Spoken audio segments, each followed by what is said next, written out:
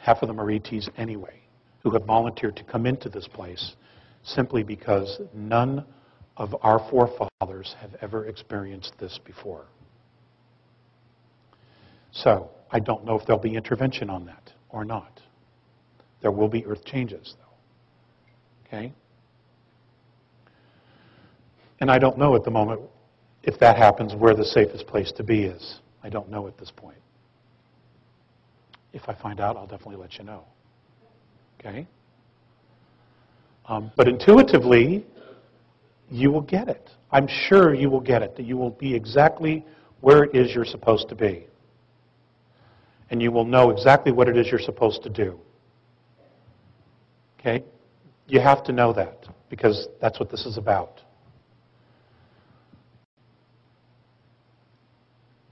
When we pass through this plane, we will become an agrarian society once again, which I thought was fascinating because Mr.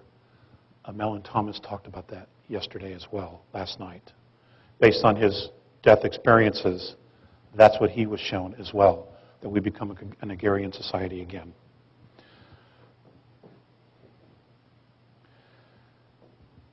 It's not to say manufacturing will go away, it won't, but we will not solely be on it. We will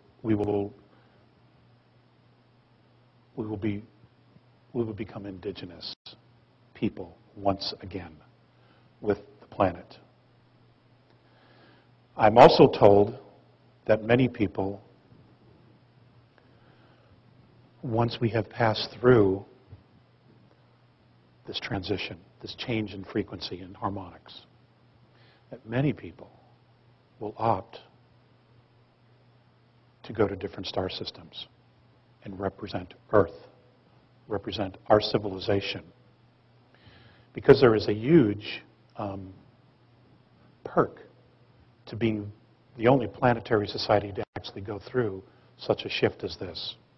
And the fact that we represent 22 different extraterrestrial races here, genetically, and are considered genetic royalty, that we will be invited to participate on levels absolutely unimagined to us at this point. Okay, we will become ambassadors. We will be teaching other societies basically what not to do. Okay? Because we're the professors. We have become the professors.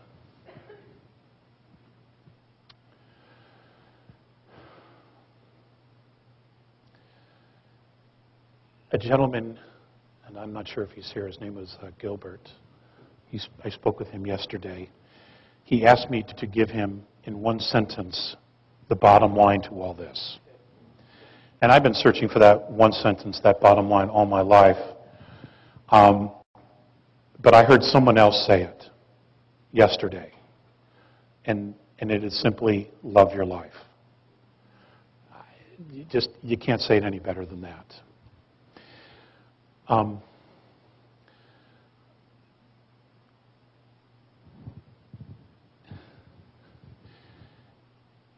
You know, we've lived in the duality of light and dark. But we've almost completely ignored the fact that there's a third duality here, and that's balance. Okay? We have always been somewhere between the two, never realizing that the balance is actually its own duality as well. And none of us have given that space enough credit. And we certainly don't teach that in our spiritual philosophies or religions of the earth, of just finding the balance. Many of the indigenous cultures have known that all along. You know, they've known about the balance. And in saying that, I brought that up specifically because what needs to be acknowledged here is that the United States changed the world. It changed its perspective. It changed the direction. Up until now, it has probably done more good than harm.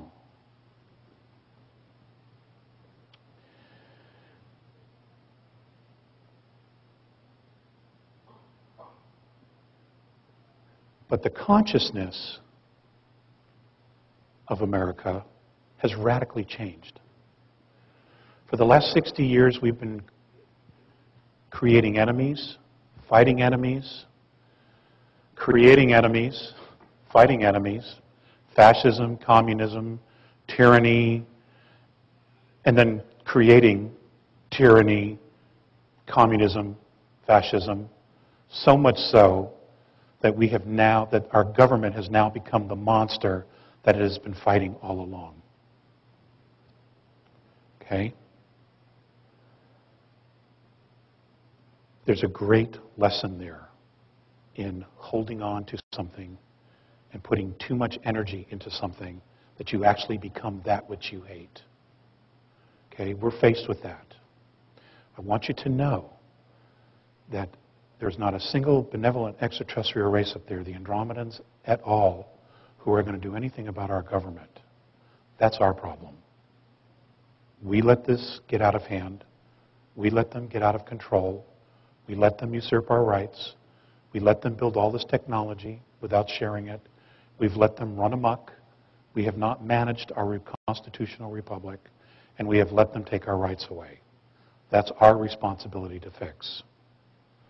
Now, I'm not advocating overthrowing the government, but what I am advocating is the fact that you absolutely stand up for yourselves and don't take this horseshit any longer. We simply can't do it. It's become a detriment to the planet. Okay? And we are responsible for that.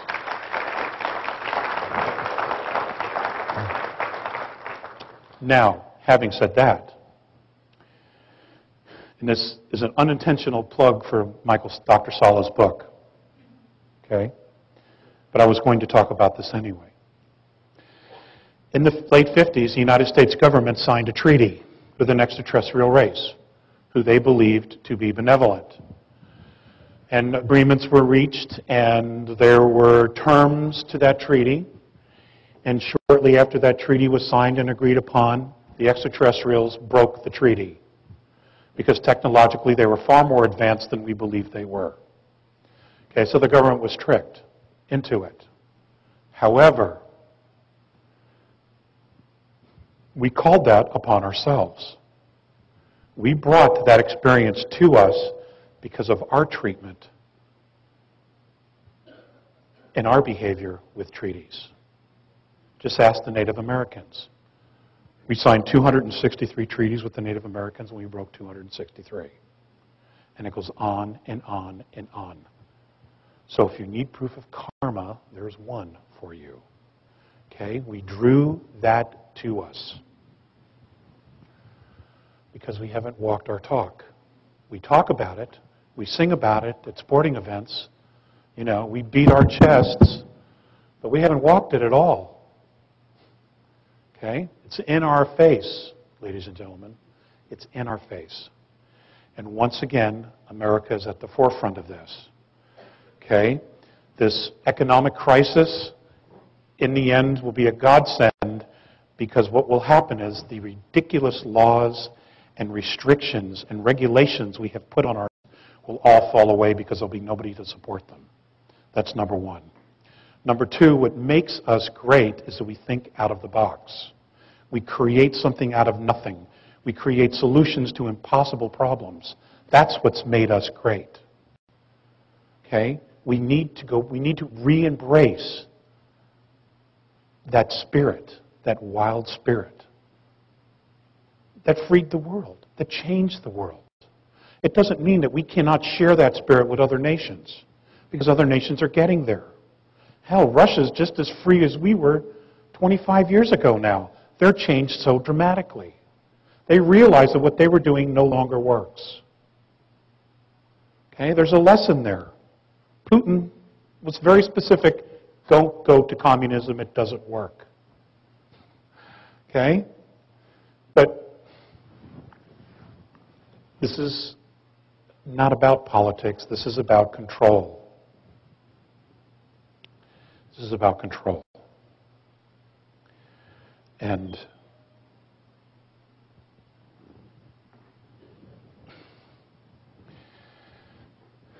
it's about you. It's about me.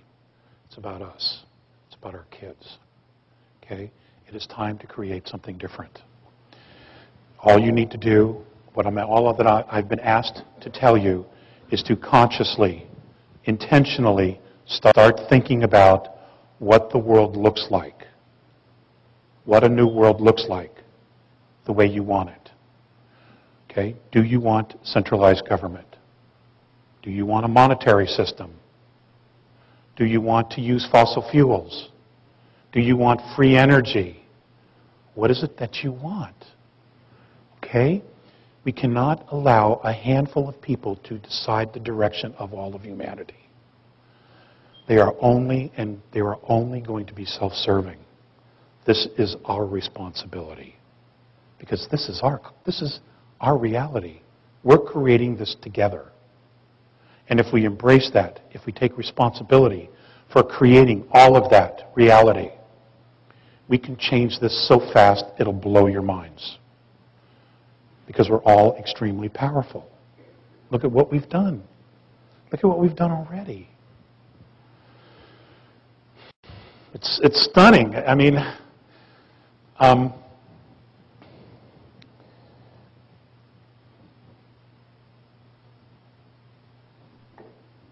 experience that I had when I go on board, they're fifth density beings.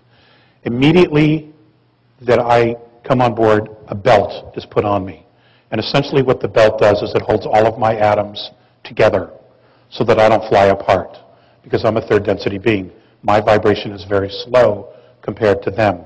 This belt regulates the speed of my atoms so that I can actually coexist with them. Now what's fascinating about that, what's fascinating about fifth density as a third density being, is that my body is moving before my thoughts are. In other words, if they start walking, I'm walking before I stop to think about walking. Okay? Because now I'm connected directly to my higher self, to my soul. I'm not waiting for my ego to click in and say, okay, start walking. Okay? The other thing that was very, very difficult, and I'm going to give Joan Ocean credit for this because she brought it up yesterday in a conversation we had, is you feel like you're losing yourself. You feel like you're just dissipating, becoming invisible. And you're actually not. What's happening is that on a higher vibration, your ego doesn't exist. It falls away. It simply cannot exist in that harmonic. It has no relevance whatsoever.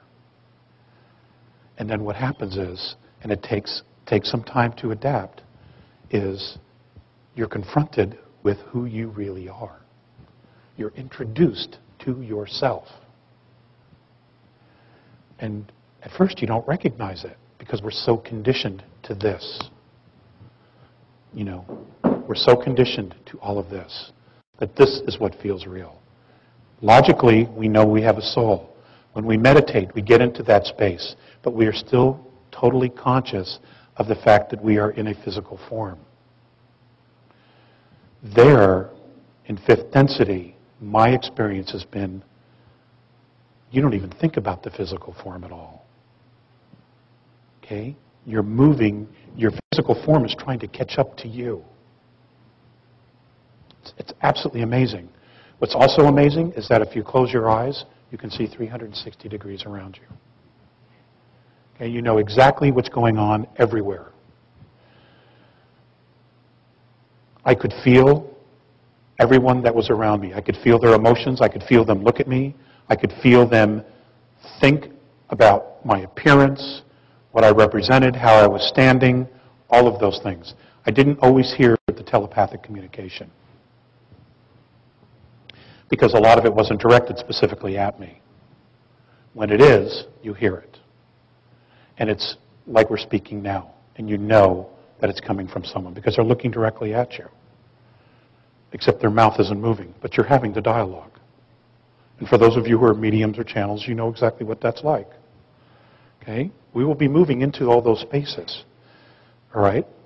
We will be, and we need the mentorship so that we don't freak out and flip out, so that we can truly understand how to embrace our essential selves.